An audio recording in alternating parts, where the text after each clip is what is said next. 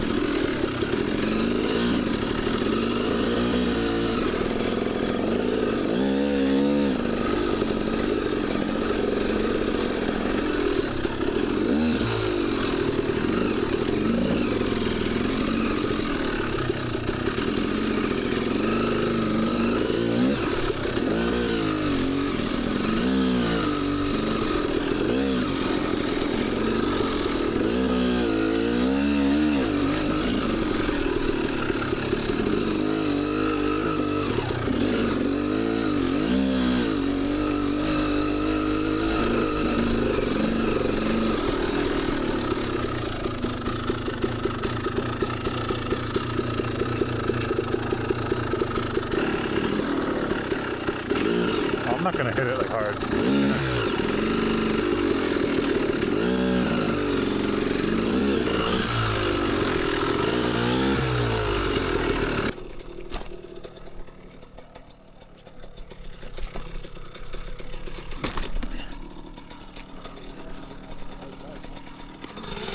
Yeah, you can just throw it over.